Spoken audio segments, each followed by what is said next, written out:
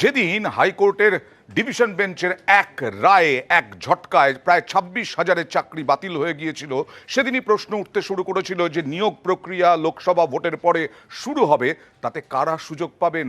যোগ্যদের আবার পরীক্ষা দিতে হবে? সেই প্রশ্নের উত্তর খোঁজার চেষ্টা করেছি আমরা।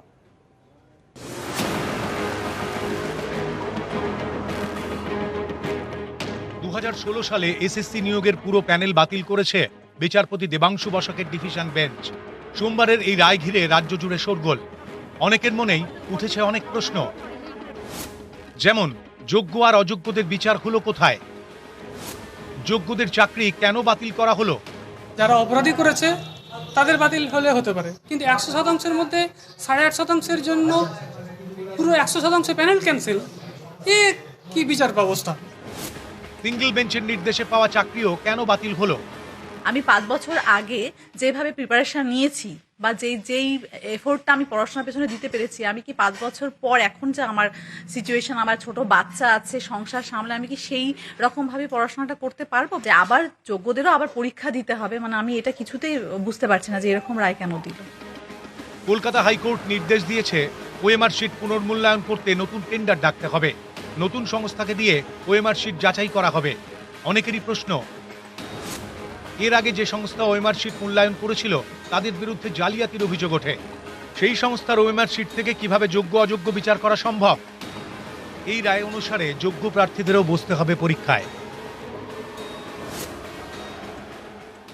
ওই সময়ে যখন বিজ্ঞাপন হয়েছিল নিয়োগের জন্য, যারা দরখাস্ত করেছিলেন তারাই আবার নতুন করে ওএমআর পরীক্ষার মধ্য দিয়ে নির্বাচনী প্রক্রিয়ায় আসবেন। তার মধ্য দিয়েই সঠিক যোগ্যতা এবং অযোগ্যতার নির্ণয় হবে। কে যোগ্য কে অযোগ্য ঠিক করার পদ্ধতি কি? সুপ্রিম কোর্ট ইতিপূর্বে বহু মামলায় রায় দিয়েছে, এইরকম ব্যাপক দুর্নীতি হলে যোগ্যতা অযোগ্যতার কোনো প্রশ্ন নেই, সবটাই বাতিল। পরীক্ষা দিয়ে পাশ করলাম, তাদেরকেও কেন এই সাফারটা করতে হচ্ছে? আজকে প্রত্যেকের কাছে আমরা কোথাও দাগি হয়ে গেছি, আমরা কিছুই করলাম না, তবুও আমাদের সম্মানটা কোথাও না কোথাও গিয়ে ক্ষুণ্ণ হচ্ছে। তো এর দায় কে নেবে? বেআইনিভাবে নানা পথে চাকরি হয়েছে, যেমন ওএমআর জালিয়াতি, র্যাঙ্ক জাম্প, প্যানেলের মেয়াদ পুরনোর পরেও চাকরি, প্যানেলে নাম না থেকেও চাকরি। যারা বেআইনিভাবে চাকরি পেয়েছেন তাদের সুদ সহ বেতন ফেরতের নির্দেশ দিয়েছে হাইকোর্ট। এতে অনেকেই বলছেন, তাহলে তো বেআইনিভাবে কারা চাকরি পেয়েছেন সেটা স্পষ্ট, অর্থাৎ কারা যোগ্য কারা অযোগ্য তা স্পষ্ট। এরপরেও কেন তাহলে সবার চাকরি বাতিল করা হলো? যেখানে যোগ্য অযোগ্য পার্থক্য করা যাচ্ছে, তথ্য প্রমাণের ভিত্তিতে 65 অ্যাকসেপ্টেড হয়েছে, তাহলে সেখানে কেন যোগ্যদের ওপর অবিচারটা তৈরি হলো? সমস্ত ডিরেকশন তো সেখানে নেই, একটা ভাষা ব্যাপার রয়েছে।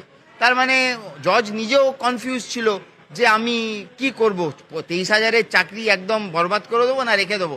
তো এই দোদুল্যমানতায় আমার মনে হলো যে জাজমেন্টে দু একটা জায়গাতে যেগুলো একটুখানি ক্লিয়ার হলে মনে হয় ভালো হতো। পুরো জিনিসটাই আবার প্রথম জিরো থেকে শুরু হবে, অ্যাডভার্টাইজমেন্ট হবে, সবাই যদি অংশগ্রহণ করে তাহলে তারা হবে, তাদের হবে নিউ রিক্রুটমেন্ট যেরকম হয় সবাইকেই শুরু করতে হবে। আজকের দিনে এই জাজমেন্ট, আজকের দিনে as of today due course of law will follow.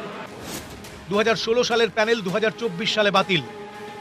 আবার নতুন করে হবে নিয়োগ প্রক্রিয়া। মাঝখানে 8 বছর কেটে গিয়েছে। অনেকেরই চাকরির বয়স সীমা পেরিয়েছে, তাঁদের কি হবে? আদালতের নির্দেশে অতিরিক্ত শূন্যপদ তৈরির অভিযোগের তদন্ত করবে সিবিআই। কিন্তু চাকরি বিক্রি করে যেভাবে লক্ষ লক্ষ টাকার দুর্নীতি হলো, সেই টাকা ফেরত আসবে কিভাবে? এই প্রশ্ন তুলছেন অনেকে। নিউজ 18 বাংলা।